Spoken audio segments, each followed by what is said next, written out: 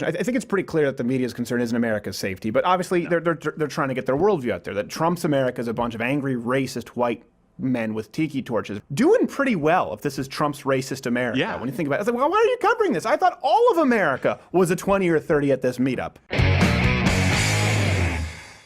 Question of the day, why do you think the media is so dead set on vilifying straight white males and downplaying the real dangers of ugly ideologies? Now, we can document, and we will in this segment, that it's happening. We can posit theories, but why do you think it's the case? Comment below. I want to hear from you. Of course, this ties into the Unite the Right rally, even though I don't think any of us got the memo. Poorly more of a meetup. organized. Yeah, it's more of a really poorly organized meetup. So about 20 or 30 white supremacists who met up, marched this weekend, along with hundreds of cops, hundreds of members of the media, and thousands of Antifa members, of course, who were threatening to beat up said cops and the media. And I have my Google Home set up to read liberal sources first in the morning, so my news always comes from the left first. And you would have not known that this was a very tiny rally at first, because it kept referencing Charlottesville, what happened terrible, obviously, last year, and no reference of Antifa whatsoever. So, of course, also, by the way, no reference to this girl. Oh, Mueller is coming. Not if they f***ing off him. Not if they have the Russians, you know. Are you winded from protesting? And you're not even counter-protesting. You're basically just standing. Yeah. And it continues. If this motherfucker declares martial law like he wants, there is no voting in November. There is no motherfucking election. I love how she just adds mother effing. She's like, that's going to make sure they know that I'm impassioned. Yeah, that's the serious. She also sounds Canadian, by the way. To be fair, she did think that she was talking to Rocky in movie 3. There is no tomorrow. There is no tomorrow. It's always good. It's always a good clip. It's always inspirational. Hilarious. She's getting winded with a megaphone. Yeah, the whole point of a megaphone That's is the purpose of the megaphone. I don't understand. Like someone getting tired with a pedal assist bike. Yeah. She could use some new clothes, though. She should declare martial's law. By the way, she goes on to say this. Government come in and give him some of that poison. Same poison, by the way, the government gave her last 3 Tinder dates who stopped calling for some reason. She's never, just kidding, she's never been on a date with a man. I think her poison is corn syrup. Aww. I don't. No, that's not mean. That's not. That's not. I'm not. It's probably accurate, but it is mean.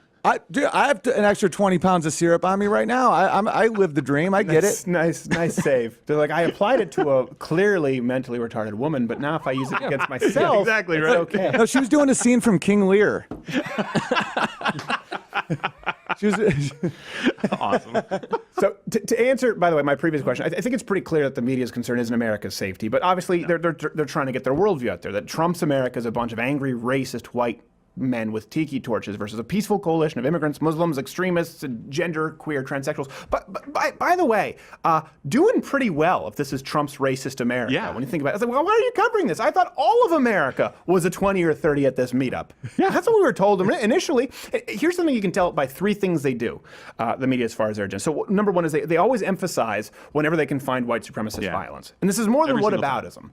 So the Unite the Right rally, of course, received massive coverage, despite having an attendance. It's comparable to a ninth grade birthday party. I've had wine tastings that are bigger than that. Yes, exactly. It was like orca watching, and there was the same amount of orcas. Yeah. Yes, exactly. Like literally, it's like, and there's the orcas, and Like, where the hell are I the don't even people? think they're white supremacists. They're just dudes who like need attention. Like They were bored. They didn't have anything to do. There was a march. if you need attention and you want to feel like a precious boy, you become a white supremacist and be like, all the Antifa are looking at me, Brian. Or a member of the Westboro Baptist Church, and you just send out some press true. releases. Good point. There's about 14 members. 2 of them have flippers because they're all doing it with their sisters, and they get. I mean, how often do we hear about the Westboro Baptist? Way too often. No one cares. As though they're representative. You know why? Because they have the word Baptist in their name. So, by the way, again, still, if this is Trump's racist America, 2 doesn't turn out, that's a really good sign for everybody out in the right there. direction. And another thing they do, of course, is they scrub stories that expose dangers of radical Islam. So, well, of course, the journalists were covering this tiny rally. There was a bombshell story of a New Mexico Islamist. He was training children to commit school shootings. Did you read this story, right? Yeah. Yeah.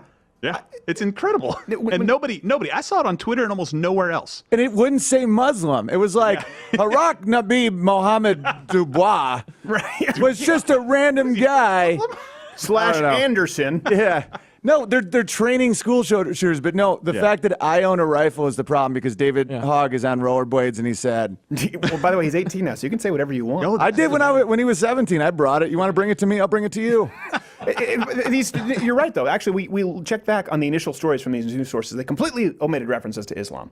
or the compound's ties, like you said, with this. And then, by the way, same thing if you compare the Toronto shooting from my home country, of course. CNN, they kept hammering the banning of handguns was something they were talking about a lot. The mental health issues, of course, get trotted back out. Didn't know that he was a Muslim shooter who visited ISIS websites prior to the attack. And ISIS, by the way, claimed responsibility for the shooting. That should have been a tip-off. It was not the white men. It was not the white men. It was us. We real bad. Hashtag bad dudes. Can you go on, get out of the way for a second? I think there are 30 people at a march on Washington getting yelled at. We got some real news to panting publish. through a megaphone. It was just female lesbian train spotting, just screaming and panting. What's happening? Oh, there you go. Look at Hopper. That would be the most popular portion of today's program. Yep. Still responsible for 92% of all terror-related deaths, by the way. Islam, in case you're wondering, this comes from Cato. Compare that, by the way, to the deaths at the hands of white supremacists. It's not even close. No.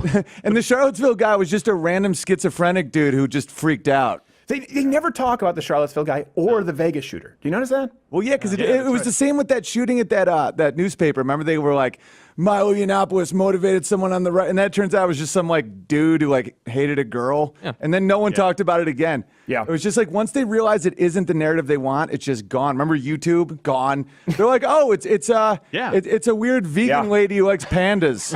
And they're like nothing. Then they're like, but can we talk again about the schizophrenic with the car? Yes, because that's all they got. Because NRA members don't shoot up places. They're no. Well, that was the one guy we had here. He did our show first. Was Stephen Williford, Sutherland Springs. That's was more deadly than Parkland, and no one ever actually talked about it. No one wants to talk about it at all because the guy was an NRA instructor who stopped a bad guy with an AR-15. So another thing they do, number 3, you see from the media a lot, is they de-emphasize left-wing violence as a protest. So a good example of this event here, we're talking about the Unite the Right rally. Now, you could white supremacists. I think we're all on board. Bad. Yeah, certainly, if you hit someone with a Dodge Charger, that's terrible. Very bad. But it's a buzzkill. Let's look at Antifa, the left-wing protesters there who repeatedly said they would kill Trump if given the chance.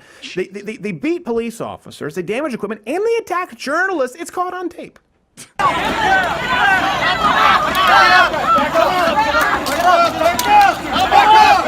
Now, here's the worst part about this is how does CNN frame the Antifa story? Look at this clip from the CNN anchor. Right now, voices spouting hate and racism are mixing with voices spouting justice and equality. And so far, thankfully, it is just words that are clashing. Way to throw your on-the-field reporters under the bus. Can you imagine that? Like, all right, we're going to send you out to the field here for the Unite the Right rally. Okay. Yeah, exactly. But if I get dragged out and beaten up and acid attack, like, you're going to cover it. You're going to avenge me, right? Yeah. We'll see. They're like, we'll change your name to Hitler. It'll yeah, exactly. We'll change your name to Hitler. Yeah. We'll be fine. The network will be covered. What about me? I think we're missing each other here. they're fighting evil. Now, here's what it's not just the whataboutism, and we always get frustrated with this when they do it with Hillary Clinton. And let me kind of paint the big picture here for you. What really scares me, these people, CNN, these same people who are doing the same kind of coverage on a regular basis, they're in charge of determining what is fake news or real news. These completely biased media titans are the ones partnering with social media giants to promote real news and silence alternative media. That's what's so scary to me. People who see the Alex Jones situation, whether you agree with him or not, I see a lot of people saying that corporations they're just becoming extensions of the government, and they're effectively the ones doing the censoring. And I've seen this quite a bit. As a matter of fact, I think, what's his name from the Young Turks? Was on Joe Rogan. Something? No, it was on Joe Rogan. He's left, I think. Is it Jimmy Dore? Jimmy Dore. Yeah. Like the decent one. Yeah. Jimmy Dore, yeah. Jimmy Dore. He was talking about how they're kind of this extension, the corporations of the government. I'm going, okay, hold on a second. Think about this. If that's true, Donald Trump was an Alex Jones fan. Silicon Valley, he ain't going to mean all that much to them, right? No love lost for Donald Trump. So if you believe that corporations are an extension of government, and again, these people, there could not have been a deplatforming. Wherever you end up of Alex Jones, of iTunes, Spotify, YouTube, Facebook, Twitter, right, all at once without some kind of collusion. And that's the thing. There's this little kernel where people talk about Illuminati meetings, these crazy conspiracies, and everyone goes, oh, those people are crazy. But then when you see that, hold on, this guy was removed from every single major platform within 12 hours of each other, all of them, of course there has to be collusion, and now there's justification for the paranoia, and you make conspiracy theorists more popular than ever. Same thing happened to me when I was banned for life off Twitter. I got banned that same day off YouTube, and I realized why it is too, and why they do it to Jones, because a lot of times they don't link what they're saying. They just say something. They're like, he's full of hate and bigotry, and he attacked a unicorn, but they don't show you because, and then they want to take away your video so that you can't defend yourself. Well, that being said, in Alex Jones' case, he did say a lot of the stuff. Oh yeah, I'm talking about myself. Yeah, but this happened too. Same thing with Crowder Confronted. fronts video in Austin. They did a whole play-by-play of the video, but they never actually show you the video. And that's a sign that I think everyone should be looking for, whether you're right or left, is transparency. If you consistently tune into a media outlet who says for someone else what they can say for themselves, that's why we let Pinta Nina Santa Maria Cortez make her own arguments. We run her own clips and then address them, because we want you to see what they have to say. But there is no doubt that if you look at these social media titans, Mark Zuckerberg, did you ever watch those hearings? Yeah. Of course the guy's going to do the government's bidding at that point when he's sitting before them. He can't even drink water. No, he can't even drink water correctly. He was literally like, human beings put water to lips, right? Yeah, Doran and Joe Rogan were talking about that. But it's concerning. But let me make something even scarier for you. I do agree that actually these corporations are acting as effectively a wing of the government at this point, and they're going to be doing the censoring for them. But let's take it and change it where the mainstream media, social media giants, and the White House and the administration were to completely align. Oh, gosh. Think about that for a second. Yeah. Think of all of this deplatforming that's going on, okay? What we're seeing, you're seeing with Alex Jones, and you've seen it obviously with other conservatives. You've talked about that, Owen. We've talked about what's happened with us, with Facebook. Yeah. How scary would a world be if this were happening right now under a Hillary Clinton administration? The point is, they're going out doing the government's bidding. Does anyone believe that Facebook, Twitter, YouTube is doing Donald Trump's bidding? Not exactly, but when you look at people who are working at these giant social media companies, or you talk about Netflix as well, people who were actually in the Obama administration, or people who were actually advisors to the Clintons, now take the Clintons or take the Obamas and put them in the White House. Make them in charge. Hey there, YouTube viewer. If you like this video, you first off should probably seek counseling, but you should subscribe or hit the notification bell or watch one of these videos that's playing. The truth is, I don't know what any of that means anymore. If you try and subscribe or hit the notification bell, you won't be notified. And if you try and click one of these videos, it's just going to take you to BuzzFeed Boldly Fat Broads as they get carried out of their houses where they had to break down the north wall and they get carried out in a land whale tarp. I don't know what's happening on YouTube. I know what's happening with Mug Club, louderwithcrowder.com/Mug Club. You get to watch the daily show 1 hour every single day, not just clips, along with like 15 other shows for $69 annually if you're a student